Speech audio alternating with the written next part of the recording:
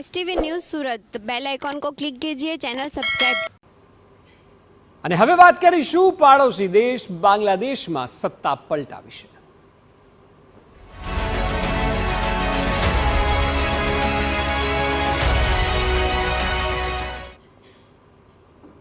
બાંગ્લાદેશમાં પીએમ શેખ હસીનાને લઈને સૌથી મોટા સમાચાર સામે આવ્યા। તેઓ દિલ્હી આવી રહ્યા છે। થોડી વારમાં દિલ્હી પહોંચે તેવી પ્રબળ શક્યતાઓ છે।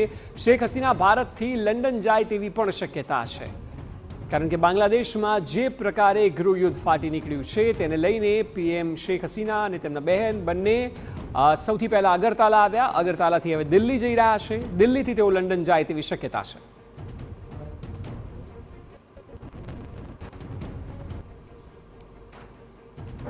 તો પીએમ શેખ હસીનાએ પીએમ પદ પરથી રાજીનામું આપ્યું છે। રાજીનામું આપ્યા બાદ તેઓએ બાંગ્લાદેશ છોડ્યું।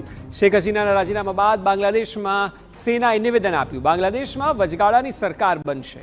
તમામ રાજકીય પક્ષો સાથે અમે ચર્ચા કરી છે, કહ્યું બાંગ્લાદેશમાં ફરીથી શાંતિ સ્થપાશે। બાંગ્લાદેશમાં હાલ અત્યંત ગંભીર પરિસ્થિતિ છે તેવું સેનાનું કહેવું છે। જો કે બાંગ્લાદેશમાં 4 લાખ પ્રદર્શનકારીઓ રસ્તા ઉપર ઉતર્યા છે। પીએમ હાઉસમાં પણ પ્રદર્શનકારીઓ ઘૂસ્યા છે। પ્રદર્શનકારીઓએ પીએમ હાઉસમાં લૂંટફાટ કરી છે। પીએમ હાઉસથી કિંમતી વસ્તુઓ, કપડાં અને વાસણની ચોરી પણ થઈ છે। પ્રદર્શનકારીઓએ હસીનાના પિતાની પ્રતિમા પણ તોડી। અવામી લીગ પ્રમુખ શેખ હસીનાની ઓફિસને આગ ચંપી પણ કરવામાં આવી છે। બાંગ્લાદેશમાં કટોકટી મુદ્દે ભારત સરકાર પણ એલર્ટ છે। બીએસએફે બાંગ્લાદેશ બોર્ડર પર એલર્ટ જાહેર કર્યું છે। ભારત બાંગ્લાદેશ બોર્ડર પર બીએસએફે સતર્કતા વધારી છે।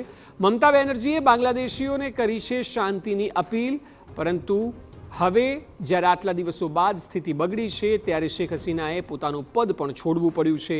4 લાખથી વધારે લોકો પ્રદર્શન કરી રહ્યા છે।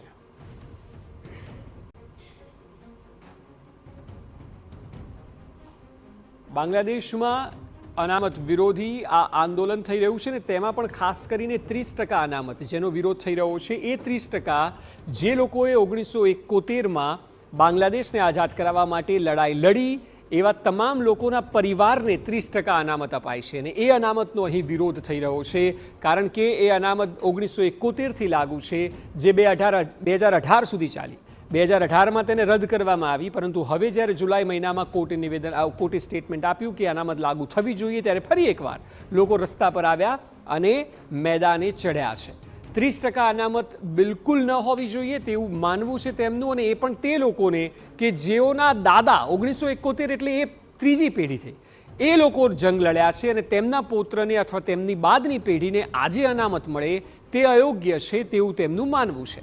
અને એટલા માટે આ તમામ લોકો રસ્તા પર છે, પ્રદર્શન કરી રહ્યા છે।